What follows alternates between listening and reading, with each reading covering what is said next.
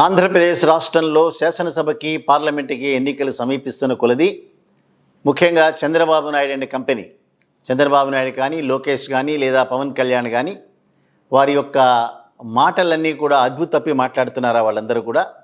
అదే రకంగా రాజకీయాల్లో ఈ రకమైనటువంటి హేట్రెడ్నెస్ అంటే ఒక రకమైనటువంటి వ్యక్తుల్ని ద్వేషించేటటువంటి ఆ పరిస్థితి ఏదైతే ఉందో ఇంత పెద్ద ఎత్తులో ఉండాల్సినటువంటి అవసరం లేదు అనేటటువంటిది 40 సంవత్సరాల రాజకీయ జీవితం అనుభవించి అనేక రకాలైనటువంటి పదవులు అనుభవించినటువంటి మా చంద్రబాబు నాయుడు గారికి ఎందుకని వారు ఈ రకమైనటువంటి లాజిక్ని మిస్ అవుతున్నారనే దాని మీద ఒక విశ్లేషణ చేద్దాం.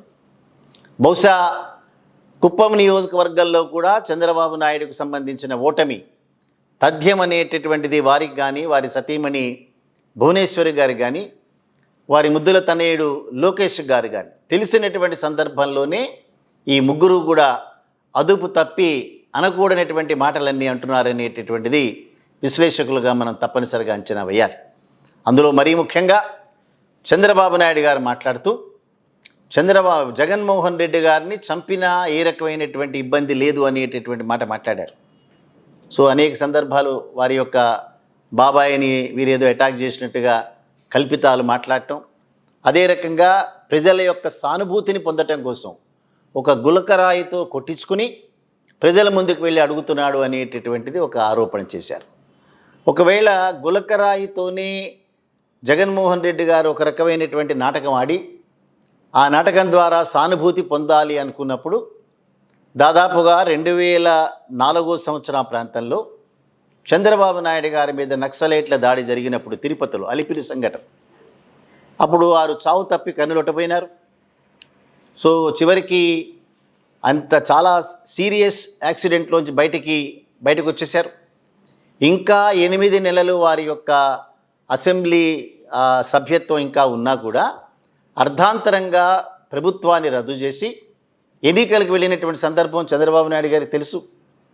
ఎన్నికల్లో ఆ అలిపిరిలో తన మీద జరిగినటువంటి దాడిని సానుభూతి పొందాలి అనేటటువంటి కార్యక్రమంతోనే ప్రభుత్వాన్ని రద్దు చేసుకున్నారు. తన ప్రభుత్వాన్ని తనే రద్దు చేసుకుని ఎన్నికలకు వెళ్ళి ఎన్నికల్లో భంగపడినటువంటి సందర్భాలు చంద్రబాబు నాయుడు గారు చూశారు. ఒకవేళ సానుభూతి అనేటటువంటిది ప్రధానమైతే మరి ఆయన మీద జరిగినటువంటి దాడి ఆయనే చేసుకున్నాడని ఎవరు అనలేదు, నక్సలైట్లే చేశారు అనేటటువంటిది అందరికీ తెలుసు. స్వయానా రాజశేఖర రెడ్డి గారు అయితే ఒక రోజంతా అక్కడ నిరాహార దీక్ష చేశారు. దాడి చేసినటువంటి వ్యక్తుల మీద తీవ్రమైన చర్య తీసుకోవాలి, చంద్రబాబు నాయుడు మీద జరిగినటువంటి దాడిని ఖండించాలి అనేటటువంటి మాటతో. సో ఆ రోజున ప్రజలు ఎవరూ కూడా చంద్రబాబు మీద జరిగిన దాడి అయినా సరే అతని పరిపాలన ఏదైతే ఉందో పరిపాలనకి మాత్రమే చూశారు, అంతేగాని అతని మీద జరిగిన దాడికి ఏ రకమైన సింపతి చేయలేదు. సో దాడి జరిగింది, అమానుషమైనటువంటి దాడిని ప్రజలకు తెలిసినా కూడా ఆ దాడి యొక్క ప్రభావం ఎన్నికల్లో ఎక్కడా లేదు. ఒకవేళ జగన్మోహన్ రెడ్డి గారు మీరంటున్నట్లుగా ప్రజల నుంచి వ్యతిరేకంగా ప్రజల నుంచి దూరంగా అతని పరిపాలన కనుక వెళ్ళి ఉంటే మీరన్న గులకరాయో కోడికత్తో లేదో ఇంకోటి ఏం మాట్లాడినా ప్రజల యొక్క సానుభూతి ఎట్టి పరిస్థితుల్లో జగన్మోహన్ రెడ్డి గారికి రాదది. సో ప్రత్యక్షంగా అందరూ చూశారు వారి మీద జరిగినటువంటి దాడి.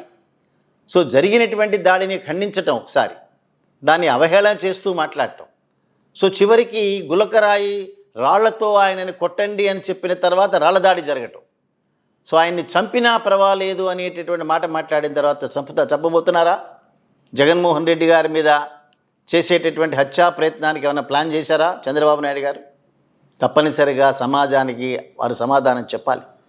తన మీద రాళ్ల దాడి జరిగినా కూడా సంయమనం పాటించండి అనేటటువంటి జగన్మోహన్ రెడ్డి గారిని చూశాను తప్పిస్తే ఎక్కడా కూడా పరిటాల రవి గారు చనిపోయినప్పుడు చంద్రబాబు నాయుడు గారి పాత్ర అందరికీ తెలుసు, మొత్తం అందరికీ కూడా.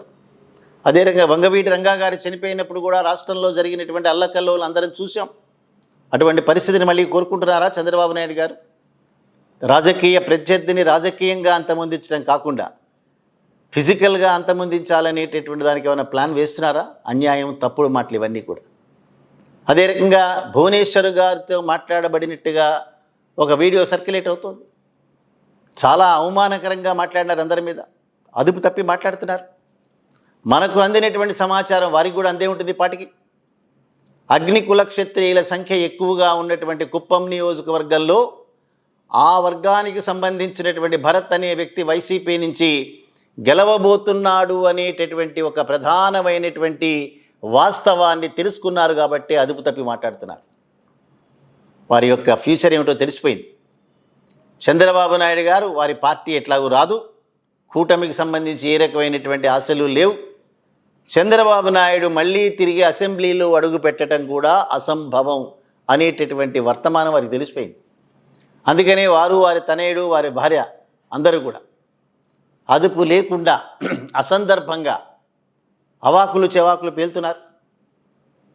లోకేష్ గారైతే ఇంకా ఎక్కువగా రాబోయేటటువంటి రోజుల్లో మేము ఇది చేయబోతాం, ఎక్కడో ఒక నియోజకవర్గానికి పరిమితమై, ఆయన నియోజకవర్గం నాయకుడు కాదు, రాష్ట్ర స్థాయి నాయకుడు అసలే కాడు.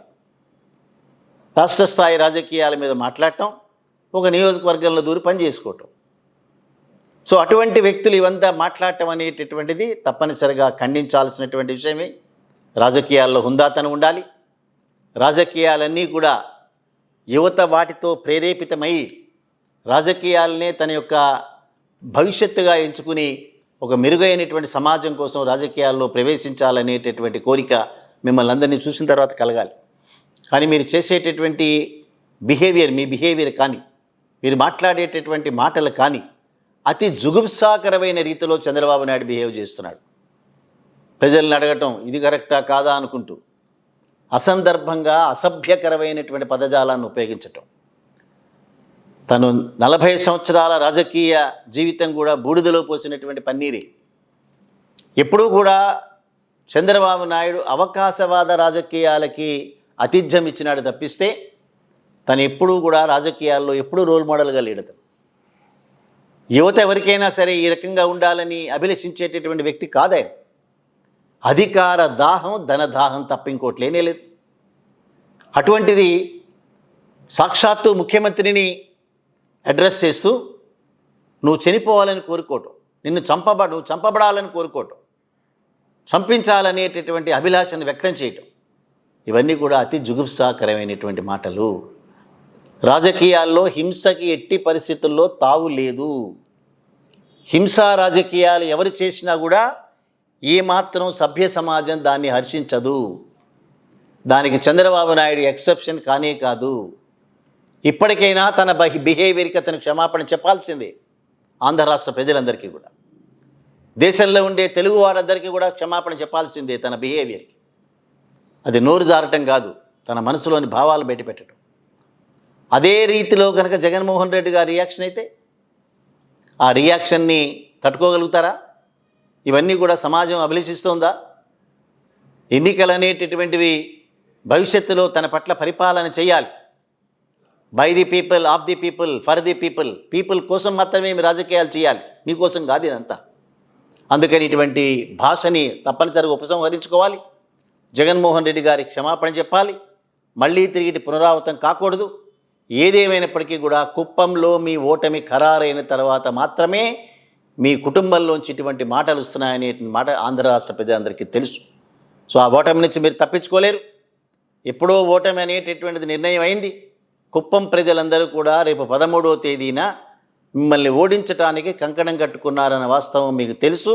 రేపు జూన్ 4వ తేదీన ఇదే రిజల్ట్ వస్తుందన్న వాస్తవాన్ని మీరు కూడా మనసులో పెట్టుకోవాలని చెప్పి మనం కూడా వారికి సలహా చెప్పాల్సింది.